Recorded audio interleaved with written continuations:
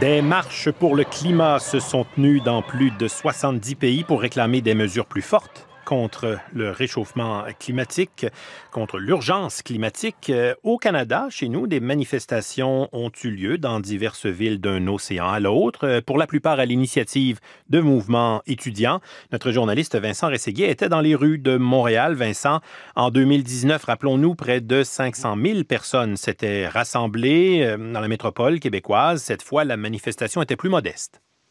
Oui, il faut dire que la pandémie est passée par là. Les organisateurs me disaient avoir constaté les effets des mesures sanitaires sur la mobilisation en général. Ils estiment que 15 000 personnes ont participé à la manifestation cet après-midi. Et globalement, la mobilisation a été moins importante à travers tout le pays. Par exemple, Halifax, Québec, Sherbrooke ou Toronto. Et puis, Jean-Sébastien, cette année à Montréal, il n'y a pas eu d'effet Greta Thunberg. Vous savez, la figure de proue de ce mouvement connu internationalement. Elle était présente ici il y a 2 ans. Alors, dans les rues, on sentait quand même ce vent de revendications porté par la jeunesse, mais j'ai senti aussi de la déception parce que de nombreux manifestants accusent d'inaction les gouvernements et les entreprises polluantes face à ce qu'on appelle désormais l'urgence climatique. Vous allez entendre ces témoignages dans mon reportage que voici. Plus chaud que le climat, on est plus chaud! Plus chaud que le climat, on est... Les slogans répétés inlassablement en 2019 résonnent de nouveau dans les rues de Montréal. Le message n'a pas changé, comme le souligne l'un des organisateurs de la manifestation, Lucas Salas-Poirier. Nous, on va envoyer en fait un message directement au gouvernement. En fait, on souhaite des actions, on veut des actions qui sont cohérentes, radicales, on veut quelque chose de sérieux. On est tanné que les gens parlent, ils fassent juste parler, on veut des actions, on veut du concret. Et 1, et 2, et 3 degrés, c'est un crime contre l'humanité!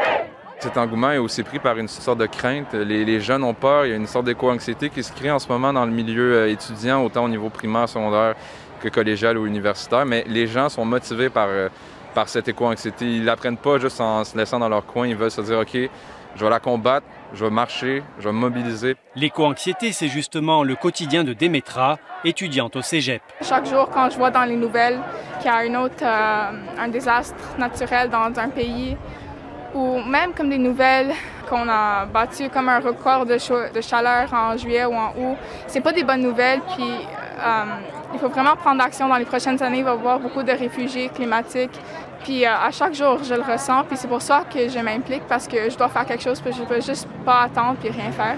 Sur ma pancarte, il est écrit « Vous mourrez de vieillesse, mais nous n'aurons pas cette chance ».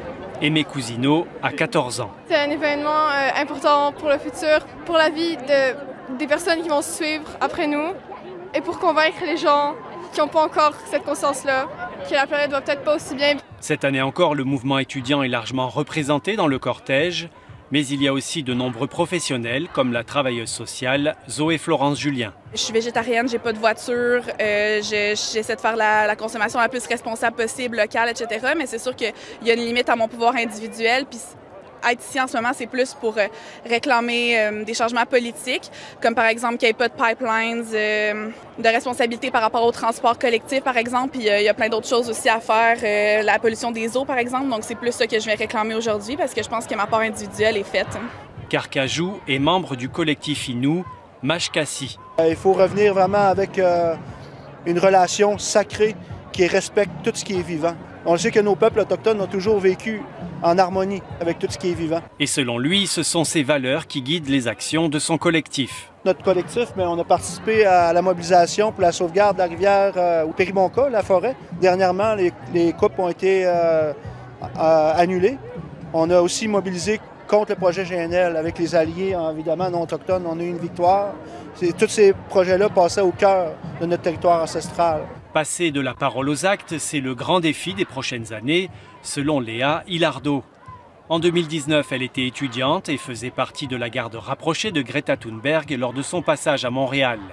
Elle travaille désormais à la Fondation David Suzuki. Le Canada ne réduit pas ses émissions de gaz à effet de serre. Si on regarde vraiment l'aspect pragmatique des taux d'émissions de gaz à effet de serre qu'on envoie dans l'atmosphère, il y a vraiment de quoi s'inquiéter, c'est clair. Pendant des années, on nous a dit vos petits gestes, continuez de recycler, messieurs, dames, mais là, on n'en est plus là. Crions, plus fort, pour que personne ne nous ignore, crions. On a eu une campagne électorale qui est quand même un peu teintée de cynisme, je trouve. Donc quand on voit que les promesses sont pas là, puis que le travail à faire est énorme. Moi, ce que j'aime comparer un peu, c'est que le mouvement en 2019, il est né beaucoup à la suite du rapport du GIEC qui présentait le réchauffement 1,5 degré versus 2 degrés. Et là, un sentiment d'urgence est né après ça. Et là, on a un rapport qui est sorti il y a un mois, qui est tout aussi alarmant, qui est catastrophique. Au Canada, les émissions de gaz à effet de serre sont stables depuis près de 2 décennies. Près de 730 mégatonnes de dioxyde de carbone sont rejetées dans l'atmosphère chaque année. C'était un reportage de Vincent Rességui.